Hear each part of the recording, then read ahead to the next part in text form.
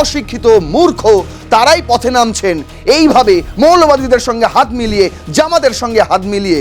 আর তারাই এই দুই দেশের সম্পর্ক, দুই দেশের পরিস্থিতি আরো উত্তেজিত করে তুলছে। আমরা যদি মসজিদের মাইকে আজান দিতে না পারি, তারা তাদের মন্দিরে কোনো মাইকের শব্দ ব্যবহার করতে পারবে না। যে নাকে কান্না কাজে বাংলাদেশের কিছু মৌলবাদী সংগঠন, সেই মৌলবাদী সংগঠনগুলো তখন অন্ধ হয়ে যায় যখন বাংলাদেশের মাটিতে হিন্দু পরিবারের ওপর অত্যাচার হয়।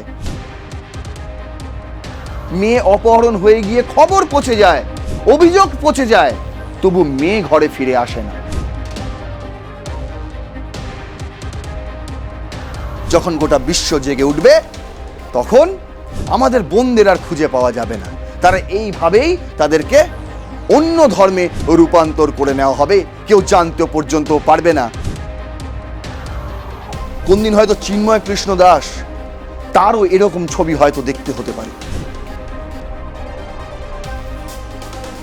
আইএসআই মনোনীত ফেক ন্যারেটিভ ছড়ানো হবে, আর এইগুলোকে দিয়েই দুই দেশে উত্তেজনা বাড়ানো হবে, বিশেষ করে বাংলাদেশ আর পশ্চিমবঙ্গের সীমান্ত এলাকায়।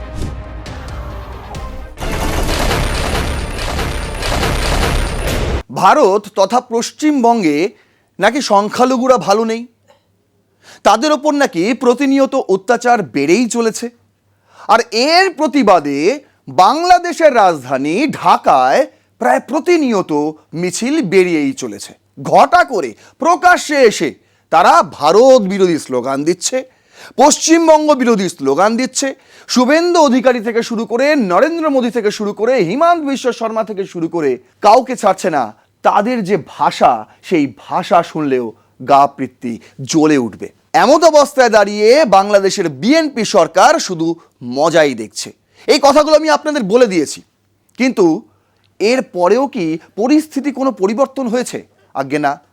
দেখুন, ইদানিং আরও একটি এরকম মিছিল হয় ঢাকার রাস্তায়, আর সেখানে দাঁড়িয়ে তারা ওই মিছিল থেকে ঘোষণা করে যদি ভারতে গরু কুরবানিতে নিষেধাজ্ঞা আনা হয়, তাহলে ছাগলেও কুরবানি করা যাবে না। বলছে যদি আমরা গরু খেতে না পারি, তোমরা ছাগলও খেতে পারবে না। আচ্ছা, তাদের যে দাবি যদি মসজিদের মাইকে আজান না বাজানো যায়, তাহলে মন্দিরেও কোনো রকম গান বাজনা হবে না। তাদের যুক্তিগুলো শুনুন, অথচ তারা জানেই না অ্যাকচুয়ালি কি হচ্ছে। আমি আপনাদের বলেছিলাম, এখানে কোনো সংখ্যালঘু নিপীড়ন হচ্ছে না, এখানে কোনো নির্যাতন হচ্ছে না। যেটা হচ্ছে সেটা পুরোপুরি আইনকে সামনে রেখেই এবং মানুষের জীবনযাপন আরও স্বাচ্ছন্দ্যবোধ করে তোলার জন্যই এই ধরনের সিদ্ধান্ত নেওয়া হয়েছে। যেখানে অবৈধ নির্মাণ রয়েছে সেখানে ভাঙচুর চালানো হচ্ছে। দেখা হচ্ছে না সে হিন্দু না মুসলিম, অনতিলম্বে সেই দোকান বা ঘরবাড়ি ভাঙা হচ্ছে আইন মোতাবেক, আগে থেকে নোটিশ দিয়ে। আর কি হচ্ছে? মাইকের আজান। আপনারা বলবেন, দেখুন এক্ষেত্রেও নির্দিষ্ট আইন রয়েছে এবং সেই আইন মেনেই চলতে বলা হয়েছে। এখানে কোনো নিষেধাজ্ঞা আসেনি, কাউকে একবারের জন্য বলা হয়নি যে তোমরা মাইকে, মসজিদের মাইকে আজান বাজিও না। আর কি রয়েছে? গরু কুরবানি, সেখানেও একটা নির্দিষ্ট আইন রয়েছে, ভারতেও রয়েছে, বাংলাদেশেও রয়েছে। প্রায় দুই দেশের আইন প্রায় সমান সমান। যারা এই ধরনের পড়াশোনা করেন না, অশিক্ষিত মূর্খ তারাই পথে নামছেন এইভাবে মৌলবাদীদের সঙ্গে হাত মিলিয়ে, জামাতের সঙ্গে হাত মিলিয়ে। আর তারাই এই দুই দেশের সম্পর্ক, দুই দেশের পরিস্থিতি আরও উত্তেজিত করে তুলছে, যাতে কোনো দিনও আর এই সুসম্পর্ক ফিরে না আসে। আর এর মদতে রয়েছে পাকিস্তান, এর মদতে রয়েছে আইএসআই। এই কথাবার্তা আমি একাধিকবার আপনাদের বলেই দিয়েছি। তাহলে আজ কি বলবো? আজ আমি দেখাবো যে নাকে কান্না কাজে বাংলাদেশের কিছু মৌলবাদী সংগঠন, সেই মৌলবাদী সংগঠনগুলো তখন অন্ধ হয়ে যায় যখন বাংলাদেশের মাটিতে হিন্দু পরিবারের ওপর অত্যাচার হয়।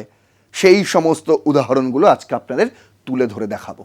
আর একই সঙ্গে দেখাবো যারা এই ধরনের মন্তব্য করছেন যে ওখানে এই হলে আমাদের এখানে এই হবে, ওখানে সেই হলে আমাদের এখানে সেই হবে, তাদেরকেও উপযুক্ত জবাব দেওয়া হবে আজকের এই এপিসোড। একদম শেষ পর্যন্ত দেখতে থাকুন, সমস্তটা খোলসা করে দেবো। কারা এই সমস্যা তৈরি করছে সেটাও আপনাদের পরিষ্কার করে দেবো। শুরু করছি রণক্ষেত্র, আপনাদের সঙ্গে রয়েছে আমি নারায়ণ। আজ আমাদের হেডলাইন যে রিলিজিয়ন ইজ অ্যাবভ দ্য ল।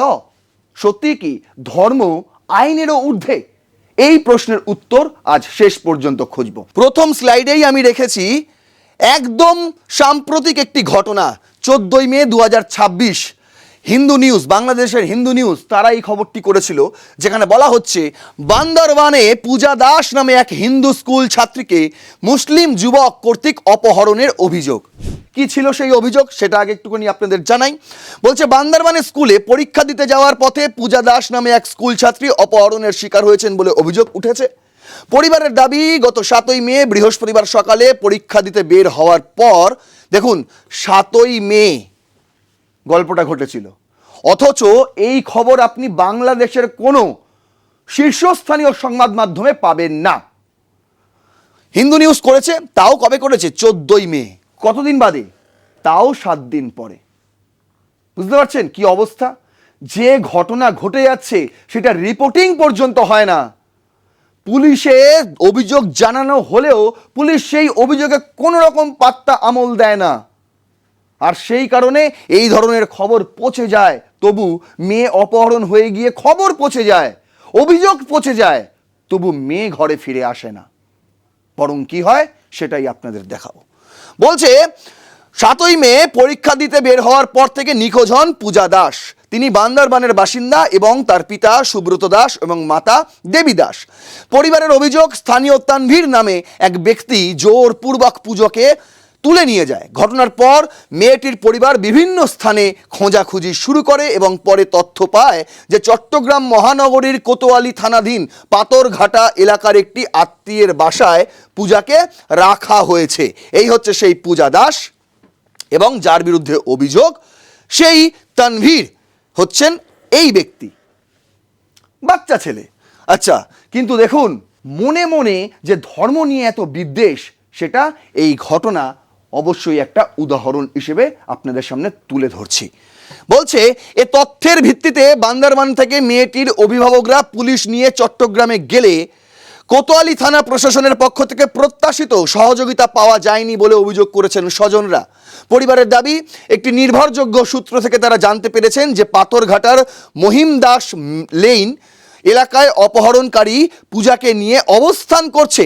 তবে এত তথ্য পাওয়ার পরও প্রশাসনের পক্ষ থেকে কার্যকর অভিযান বা উদ্ধার তৎপরতা না থাকায় হতাশা ও উদ্বেগ প্রকাশ করেছেন তারা।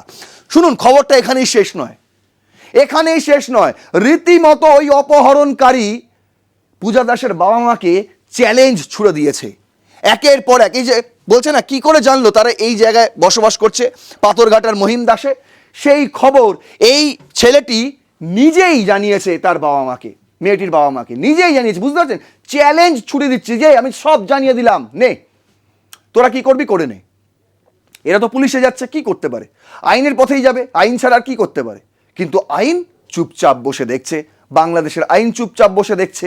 এখানেই শেষ নয়, এরপর সেই ছেলেটা মেয়েটির বাবা মাকে এইটা পাঠায়, ফোন মারফত পাঠায়, ইমেল মারফত পাঠায়, কিছু না করে এটা পাঠায়, যেখানে দেখানো হয় যে দেখুন একটি এপিডেভিট, যেখানে দেখানো হয় যে বলছে আমি হলফকারী পূজা দাস, পিতা সুব্রত দাস, মাতা দেবী দাস বলে পুরো ঠিকানাটা দেওয়া আছে, তিনি যেখানে থাকতেন বান্দরবানের।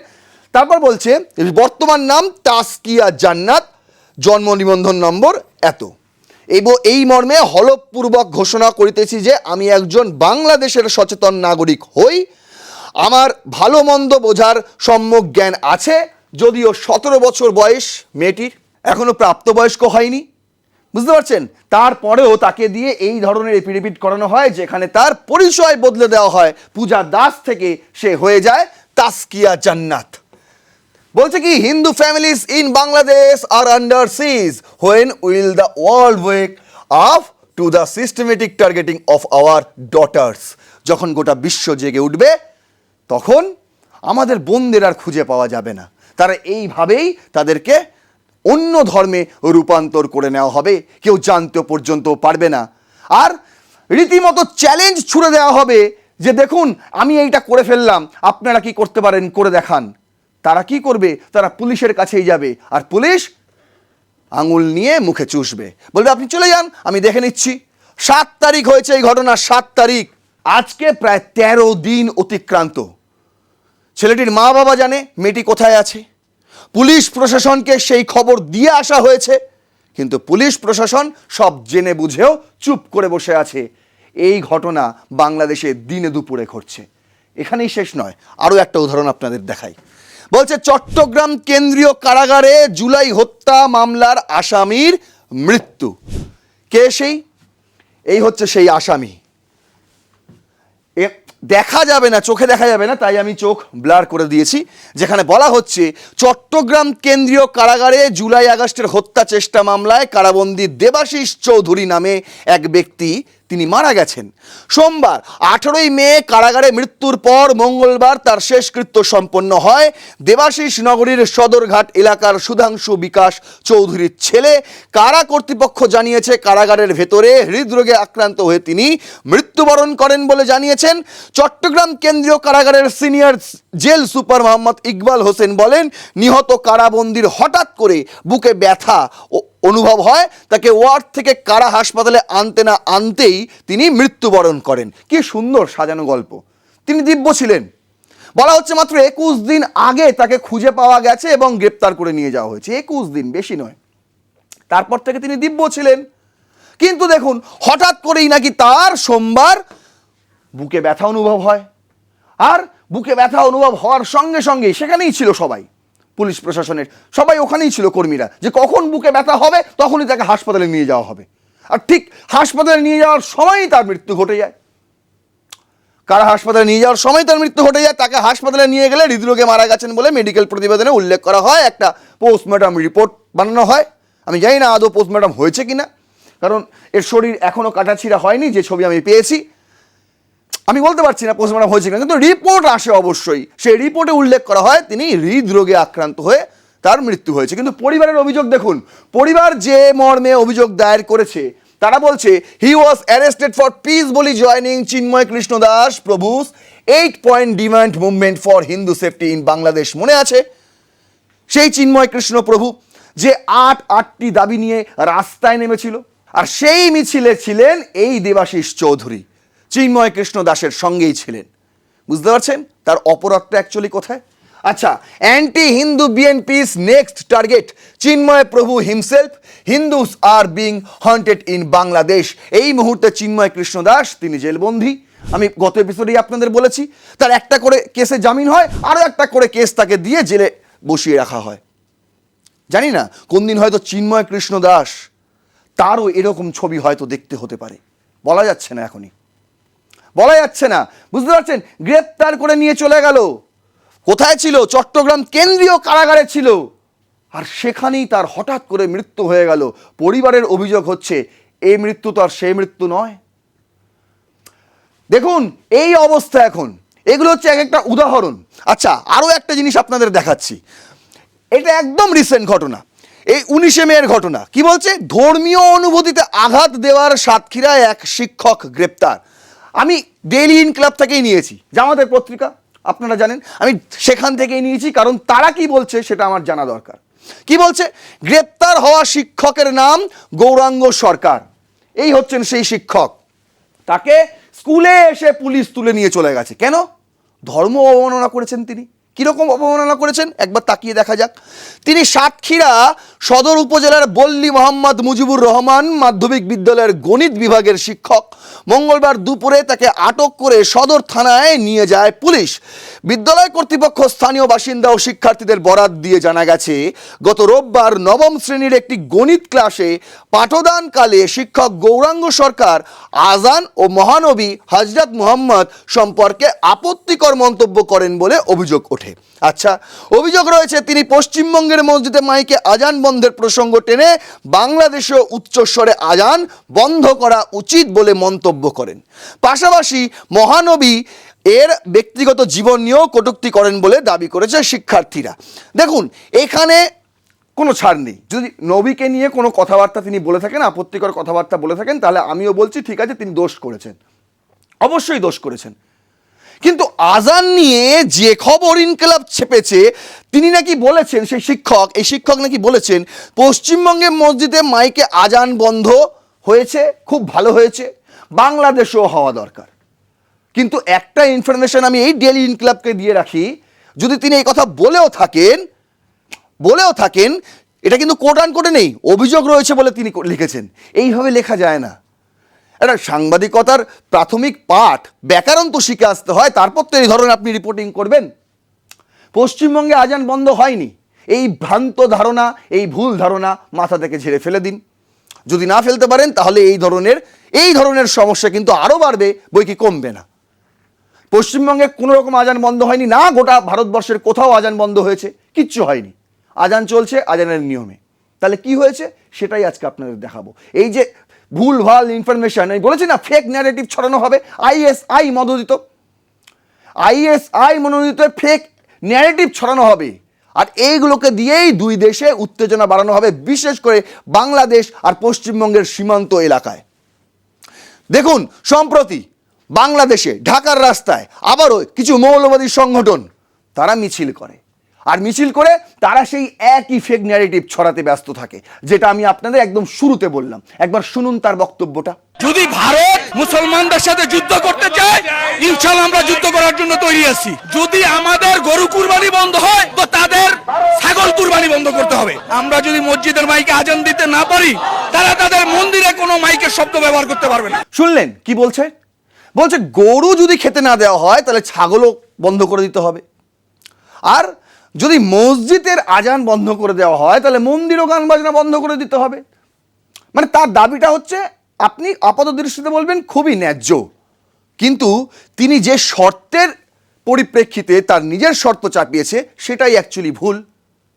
না পশ্চিমবঙ্গে আজান বন্ধ হয়েছে, না পশ্চিমবঙ্গে গরু কুরবানি বন্ধ হয়েছে, তাহলে হয়েছেটা কি সেটা জানতে গেলে আপনাকে জানতে হবে যে এই মুহূর্তে দক্ষিণ এশিয়ায় মুসলিম ধর্মপ্রাণ মানুষদের যে শীর্ষ নেতা, নাখোদা মসজিদের ইমাম মাওলানা মোহাম্মদ শফিক কাসমি, তিনি কি বলছেন দেখুন। বাংলাদেশের নয়া দিগন্ত তারা হেডলাইন করেছে, বলছে পশ্চিমবঙ্গের মুসলিমদের গরু কোরবানি না করার আহ্বান নাখোদা মসজিদের ইমামের।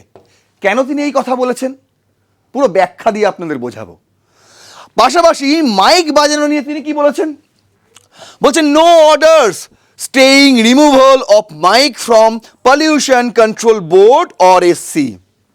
Nakhoda Masjid imam on West Bengal CM Adhikari's loudspeaker directive. এটা হঠাৎ করে শুভেন্দু অধিকারী তার মাথা থেকে মস্তিষ্ক প্রসূত কোনো রকম নির্দেশ নয়, এর নির্দিষ্ট আইন আছে। আপনি এক্ষেত্রেও আইন আছে আর এক্ষেত্রেও আইন আছে, সেই আইনগুলোই নাখোদা মসজিদের ইমাম মনে করিয়ে দিয়েছেন মুসলিম ধর্মপ্রাণ মানুষদের। কি সেই আইন চলুন এক নজরে দেখে নেওয়া যাক। প্রথমেই আমি নজর রাখছি West Bengal animal slaughter control act 1950, 1950 সালের পশ্চিমবঙ্গে পশু বলি অ্যাক্ট অ্যাকচুয়ালি কি বলে সেটাই আপনাদের সামনে তুলে ধরার চেষ্টা করছি। প্রথমত, সার্টিফিকেট বাধ্যতামূলক। আপনি যে পশুকে নিয়ে এসে বলি বা কুরবানি দেবেন তার সার্টিফিকেট দরকার। সার্টিফিকেট কিভাবে পাওয়া যাবে? বলছে গরু হোক, বলদ হোক, মহিষ হোক ইত্যাদি যদি কসাই করার আগে ফিট সার্টিফিকেট লাগবেই লাগবে। এটি দুই কর্তৃপক্ষ, একটা হচ্ছে মিউনিসিপ্যাল চেয়ারম্যান, আর যদি পুরসভা এলাকা হয়, আর যদি পঞ্চায়েত এলাকা হয় তাহলে পঞ্চায়েত সভাপতি বা সেই সমপরিমাণ সরকারি ভেটেরিনারি সার্জন, তাদের যৌথভাবে এই সার্টিফিকেট দিতে হবে। সার্টিফিকেট কিভাবে পাওয়া যাবে? কোন প্রাণী এই সার্টিফিকেট পাবে? বলছে সাধারণত শুধুমাত্র বয়স্ক, যাদের প্রচুর বয়স হয়ে গেছে। সেটা কি করে নির্ধারণ হবে? অন্তত 14 বছরের বেশি হতে হবে সেই পশুকে, তাহলে সেক্ষেত্রে সে বয়স্ক প্রমাণিত হবে। অন্যথা যদি 14 বছরের নিচে হয়, সেক্ষেত্রে সে যদি অসুস্থ হয় কিংবা স্থায়ীভাবে অক্ষম হয়, ধরুন আমি গরুর কথাই বলছি, সে হয়তো শারীরিকভাবে অসুস্থ, সেই গরুকে বাঁচিয়ে রাখতে গেলে প্রচুর পরিমাণে টাকা পয়সা ওষুধ সেগুলো যাবে, সেক্ষেত্রে সেই প্রাণী সার্টিফিকেট পেয়ে যেতে পারে। অন্যদিকে স্থায়ীভাবে অক্ষম, যা যা আমরা গরুর থেকে পেয়ে থাকি, দুধ থেকে শুরু করে গোবর থেকে শুরু করে আর যা যা, সেই সমস্ত কিছু সে দিতে যদি অক্ষম হয় তাহলে সেক্ষেত্রেও সার্টিফিকেট দিয়ে দেওয়া যাবে। যেমন আর দুধ পাওয়া যাবে না, কাজে লাগবে না, এরকম ক্ষেত্রে তাকে দিয়ে চাষ করানো যাবে না, এই ধরনের বলদ যদি হয়। আচ্ছা, তারপর স্থান বলছে শুধুমাত্র লাইসেন্স প্রাপ্ত স্লটার হাউসে, পাবলিক স্থানে নয়, মানে রাস্তা, খোলা মাঠ, এইসব জায়গায় আপনি কসাই করতে পারেন না। শুধুমাত্র লাইসেন্স প্রাপ্ত স্লটার সাইটে, বিশেষ করে আপনাকে মনে করিয়ে দিই গুজরাটে, মহারাষ্ট্রের বিভিন্ন জায়গায় এই বকরি ঈদের সময় কালো কাপড় দিয়ে এলাকা ভিত্তিক জায়গায় কালো কাপড় দিয়ে নির্দিষ্ট এলাকা ঢেকে দেওয়া হয় এবং তার ভেতরেই আপনি কসাই কিংবা কোরবানি করতে পারবেন, যেটা সাধারণ মানুষের চোখে এসে পড়বে না। এটা আইন রয়েছে, আইন বলছে এই কথা।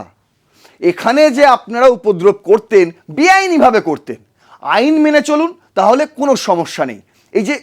এই যে ফেক ন্যারেটিভগুলো ছড়ানো হচ্ছে না, বাংলাদেশে মৌলবাদী সংগঠনগুলো ছড়াচ্ছে যে পশ্চিমবঙ্গে কোরবানি বন্ধ হয়ে গেল, পশ্চিমবঙ্গে আজান বন্ধ হয়ে গেল, আগে কোনো কিছু বন্ধ হয়নি, সেটাই আপনাদের আমি আজকে বোঝাচ্ছি।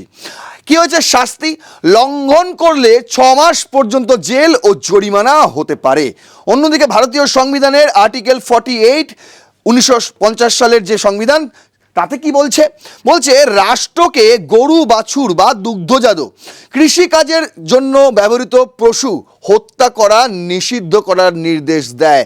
ডিরেক্টিভ প্রিন্সিপাল কে দেয়? আমাদের সংবিধানের আর্টিকেল 48।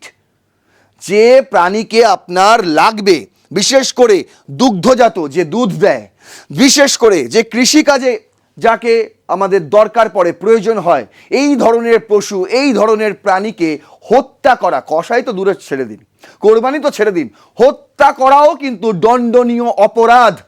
আমাদের ভারতের সংবিধান কিন্তু তাই বলে। আপনি মিলিয়ে দেখুন, আমি পড়লাম বাংলাদেশেরও একটি এই পশু বলি আইন আছে, আমি মিলিয়ে দেখলাম প্রায় সেম, কোনো সমস্যা নেই। মানে বাংলাদেশের যে আইন, আপনি এই আইনটাই যদি একবার চোখ বলান, তাহলে আর বাংলাদেশের আইন দেখতে হবে না। সেখানেও সেম নিয়ম, 14 বছরের নিচে কোনো পশুকে হত্যা করা যাবে না। সেখানেও সেম নিয়ম যে দুগ্ধজাত কৃষিকাজে ব্যবহৃত এমন কোনো পশুকে হত্যা করা যাবে না।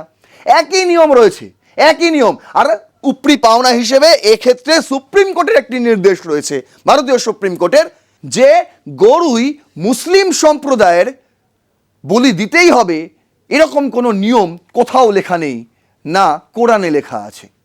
কোথাও লেখা নেই যে গরু তাদের বাধ্যতামূলক একটা খাবার, এটা কোথাও লেখা নেই। মুসলিমদের শরিয়ত আইনেও আপনি পাবেন না। আর সে কারণেই সুপ্রিম কোর্ট জানিয়েছে যে বিকল্প কিছু খুঁজে নিন।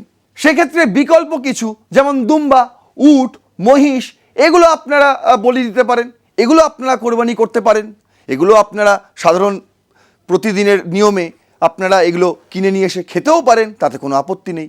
কিন্তু গরু কেন ভাই? না, অনেকে বলছে গরুকে মা হিসেবে চিহ্নিত করা হয়, আর আমি ছেড়েই দিলাম, সেই সমস্ত বিতর্কে আমি গেলামই না। কিন্তু এটুকু তো আপনাকে বুঝতে হবে, একটা গরু আমাদের কি কি দিয়ে থাকে, একটা গরু থেকে আমরা কত টাকা ইনকাম করতে পারি, একটা গরু একটা মানুষ কেন, একটা পরিবারের পুরো জীবন জীবিকা ধারণ করতে পারে। সেখান থেকে দাঁড়িয়ে সেই গরুকে আপনি যদি মেরে ফেলেন, সেটা তো অন্যায়, অবশ্যই অন্যায়। এটা সমাজের ক্ষেত্রেও অন্যায় এবং আপনার ব্যক্তিগত স্তরেও এটা অন্যায়, সমস্ত দিক থেকেই এটা অন্যায়। এবার আমি আসছি লাউড স্পিকার মাইকের জায়গায়, যেখানে প্রচার করা হচ্ছে না বাংলাদেশে যে পশ্চিমবঙ্গে আজান বন্ধ হয়ে গেছে, ভারতবর্ষে আজান বন্ধ হয়ে গেছে। আসলে এসব কিচ্ছু হয়নি। দেখুন নিয়ম কি বলছে। নিয়ম noise pollution regulation and control rules 2000 সালের এই রুলস কি বলছে? সেই রুলস সিএনবিসি নর্মস বলছে এলাকার ধরন অনুযায়ী আপনি শব্দের ডেসিবেল কতটা হাই হতে পারে সেটা নির্ধারণ করে দেওয়া হয়েছে। দেখুন বলছে সাইলেন্ট জোন যদি হয়, মানে আশপাশে যদি হাসপাতাল, স্কুল, কলেজ, কোর্টের থাকে, সেক্ষেত্রে আপনি দিনের বেলায় সকাল 6টা থেকে রাত 10টা পর্যন্ত 50 ডেসিবেলের মধ্যে আপনি মাইক বাজাতে পারবেন। আর ওই একই জায়গায় রাত 10টা থেকে সকাল 6টা পর্যন্ত 40 ডেসিবেল এই মাপকাঠিতে আপনি মাইক বাজাতে পারবেন, কোনো সমস্যা নেই।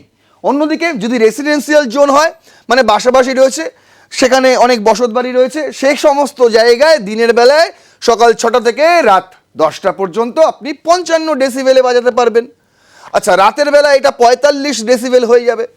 আর কমার্শিয়াল জোন যদি হয়, দেখুন বিশাল কলকারখানা রয়েছে, প্রচুর শব্দ হয়, হ্যাঁ, এরকম কোনো যদি জায়গা হয়, সেক্ষেত্রে আপনি এটা 65 ডেসিবেল অবধি বাজাতে পারবেন দিনের বেলায়। আর রাতের বেলায় ওটা 55 ডেসিবেল অবধি বাজাতে পারবেন। আর ইন্ডাস্ট্রিয়াল জোন রইলে, মানে বুঝতে পারছেন, যেখানে শিল্প কারখানা, প্রচুর বড় বড় কারখানা রয়েছে, সেই সমস্ত জায়গায় যদি হয়, সেই জায়গায় আপনি 75 ডেসিবেল পর্যন্ত বাজাতে পারবেন, রাতের বেলা এটাই 70। এই হচ্ছে নিয়ম। এই নিয়মে আপনি আজান কেন যা খুশি বাজাতে পারবেন, যা খুশি, আপনাকে কেউ ডিস্টার্ব করতে আসবে না। কিন্তু তারপরেই যখন আপনি আইন মানবেন না, বেআইনিভাবে যেখানে লেখা আছে আপনি 50 ডেসিবেলের ওপর বাজাতে পারবেন না, সেখানে আপনি তারস্বরে মাইক বাজিয়ে দিলেন। আমি আজানে যাচ্ছি না, ওটাকে আমি সাইডে রাখলাম। যে কোনো গান বাজনা আপনি যাই করুন, ধরুন আমি ডিজে বাজাচ্ছেন, আপনি একটা হাসপাতাল এলাকার সামনে আপনার কোনো অনুষ্ঠান আছে, সেখানে আপনি ডিজে বাজাচ্ছেন, প্রায় 100 ডেসিবেলের ওপরে সেই ডিজে তারস্বরে বাজছে, আপনিও অপরাধ করছেন, একই রকম অপরাধ করছেন, আপনি আইন মানছেন না, আপনার বিরুদ্ধে একই রকম ব্যবস্থা নেওয়া হবে, দেখা হবে না আপনি হিন্দু না মুসলিম। বুঝতে পারছেন গল্পটা এখানে। আচ্ছা, তারপর লাউড স্পিকারের অতিরিক্ত নিয়ম, সুপ্রিম কোর্টের রুলস কি বলছে, সুপ্রিম কোর্ট কি বলেছে এই বিষয়ে, বলছে বাউন্ডারি রয়েছে, কিছু লিমিট। কিরকম? লাউড স্পিকার ব্যবহারের জায়গায় সীমানায় শব্দ অ্যাম্বিয়েন্ট লেভেলের চেয়ে 10 ডেসিবেল বেশি হতে পারবে না, অথবা 75 ডেসিবেল যেটা কম সেটাই মানতে হবে। রাতের ব্যবহার, রাত 10টা থেকে সকাল 6টা পর্যন্ত খোলা জায়গায় লাউড স্পিকার ব্যবহার নিষিদ্ধ, শুধু বন্ধ জায়গা বা বিশেষ অনুপাতে সম্ভব। মানে আপনি ঘরের ভেতরে বাজাতে পারেন, কোনো ইনডোর প্রোগ্রাম রয়েছে সেখানে আপনি বাজাতে পারেন, কিন্তু রাত 10টার পরে আপনি তারস্বরে মাইক বাজাতে পারবেন না কোথাও। এটাই কিন্তু আইন বলে, এটাই আইন বলে। আচ্ছা, তারপর অনুমতি, লাউড স্পিকারের ব্যবহারের জন্য স্থানীয় কর্তৃপক্ষ যেমন পুলিশ, পলিউশন বোর্ড থেকে লিখিত অনুমতি নিতে হবে। ধর্মীয় স্থান যদি হয়, কোনো ধর্মেই লাউড স্পিকার অপরিহার্য নয় বলে সুপ্রিম কোর্ট এবং হাইকোর্টের অভিমত। শব্দ দূষণ এড়াতে সব ধর্মীয় স্থানে একই নিয়ম প্রযোজ্য, তাই এই নিয়ম ফলো করুন। এরকম কেউ বলে দেয়নি যে আপনার ধর্ম পালন করতে গেলে লাউড স্পিকার বাজাতেই হবে। সুপ্রিম কোর্টের পর্যালোচনা এমনটাই। কি বলছে তারা, যে ধর্ম পালনে লাউড স্পিকার যে জরুরি সেটা কিন্তু কোথাও লেখা নেই, কোথাও লেখা নেই। আপনি মনে মনেও ধর্মচারণ করতে পারেন, তাতে কোনো ফারাক পড়বে না যে আপনি লাউড স্পিকার লাগিয়েছেন লাগাননি। বোঝা গেল গল্পটা কিন্তু এখানে। আর এই বিষয়গুলোকে নিয়ে কিছু মৌলবাদী সংগঠন বাংলাদেশের তারা ফেক ন্যারেটিভ ছড়াচ্ছে, এবং সেই ফেক ন্যারেটিভ এপার বাংলাতে এসে পৌঁছচ্ছে। এপার বাংলায় যারা আমাদের মুসলিম ভাই বোনেরা রয়েছে তাদেরও কিন্তু ব্রেন ওয়াশ হয়ে যাচ্ছে। আর তাই সেই জায়গায় দাঁড়িয়ে আমি আরও একবার আপনাদের অনুরোধ করব যে এই ধরনের কোনো রকম ভ্রান্ত ধারণায়, এই রকম কোনো রকম ফেক ন্যারেটিভে আপনারা কিন্তু মাথা গলাবেন না, কান দেবেন না, তাতেই কিন্তু মঙ্গল। বরং পশ্চিমবঙ্গ সরকার, মুখ্যমন্ত্রী শুভেন্দু অধিকারী যে আইনি পথে নতুনভাবে পশ্চিমবঙ্গকে চালনা করার চেষ্টা করছেন, আপনাদেরও প্রয়োজন তার সঙ্গে হাঁটা, তাকে সাহায্য করা, যাতে আগামী দিনে একটা সুন্দর সুষ্ঠু পরিবেশ আমরা পাই, যাতে আগামী দিনে একটা সোনার বাংলা খুঁজে পাই। সেই জন্য আপনাদেরও কিন্তু খুব বড় দায়িত্ব রয়েছে। আর একই জায়গায় দাঁড়িয়ে আমি বাংলাদেশের বিএনপি সরকার এবং বিরোধীতে থাকা জামায়াতে ইসলাম, যাদের মতদে এই ধরনের কর্মকাণ্ড চলছে, ফেক ন্যারেটিভ ছড়ানো চলছে, আর সেখানে দিনে দুপুরে হিন্দু মেয়েদের ওপর অত্যাচার হচ্ছে, হিন্দু যুবকদের জেলে ধরে নিয়ে গিয়ে খুন করে মারা হচ্ছে, এইগুলোকেও বন্ধ করতে হবে। যদি না পারেন তাহলে কিন্তু পরিস্থিতি স্বাভাবিক কোনো দিনই হবে না। আশা করি বোঝাতে পারলাম। যদি মনে হয় এই ভিডিওটি ইনফরমেটিভ তাহলে অবশ্যই শেয়ার করবেন, আরও 5 জনকে দেখার সুযোগ করে দেবেন। আপনার মূল্যবান বক্তব্য অবশ্যই কমেন্ট বক্সে লিখবেন, লাইক করবেন ভিডিওটি, সাবস্ক্রাইব করবেন আর প্লাস নিউজ 24/7 দেখতে থাকুন রণক্ষেত্র। জয় হিন্দ, বন্দে মাতরম।